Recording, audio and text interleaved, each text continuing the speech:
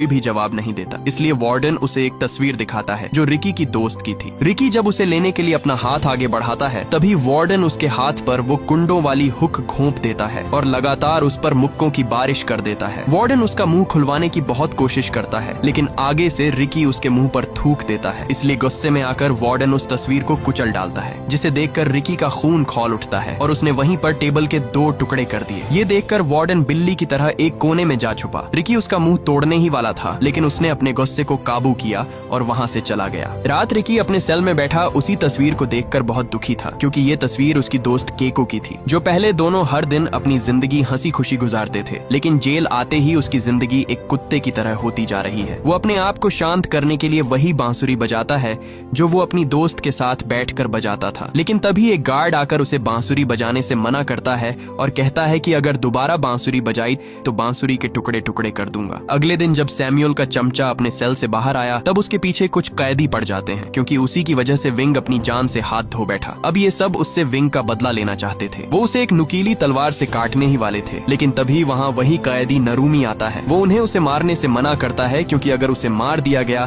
तो तुम सबकी सजा और बढ़ा दी जाएगी, यहाँ तक कि उन्हें सजाए मौत भी हो सकती है। लेकिन वहाँ वोंग नाम का कैदी उस पर गुस्सा होता है और कहता है कि जब हम पर जुल्म होता था तब तुम कहाँ थे? उस वक्त तुमने हमारी मदद क्यों नहीं की और अब जब हमारी बारी आई तो तुमने इसे जिंदा रहने के लिए क्यों छोड़ दिया? वो उससे कहता है कि हमें इसे जिंदा नहीं छोड़ना चाहिए, हमें इसे मारना ही होगा। ये सुनकर नारुमी गुस्से में आ जाता है और वही नुकीली तलवार लेकर उसका मुंह बीच से काट देता है जिससे वो वहीं तड़पने लगता है। इधर ऊपर खड़ा वार्डन उसे देखकर बहुत खुश होता है और कहता है कि तुमसे ये उम्मीद नहीं थी लेकिन अब तुमने मेरा दिल खुश कर दिया है। वार्डन उसके मुंह में नुकीला हुक फंसाकर उसकी जिंदा लाश घसीटता हुआ वहां से ले जाता है। उसी दिन वार्डन नारुमी को अपने पास बुलाता है और एक हथियार देकर कहता है कि जिस तरह तुमने वोंग को मारा है उसी तरह अब तुम्हें रिकी को भी जान से मारना होगा। यह सुन नारुमी सोच में पड़ जाता है क्योंकि वोंग तो एक आम कैदी था इसलिए उसने आसानी से मार दिया, लेकिन रिकी कोई आम सा कैदी नहीं है। अगर उसने रिकी से पंगा लिया तो वो उसे मैड ड्रैगन की तरह फाड़ कर रख देगा, लेकिन वार्डन का हुक्म था इसीलिए वो ये करने के लिए मान जाता है। इसके बाद नारुमी जेल के ग्राउंड में आता है। वहाँ उसने वोंग को जंजीरों से बांधकर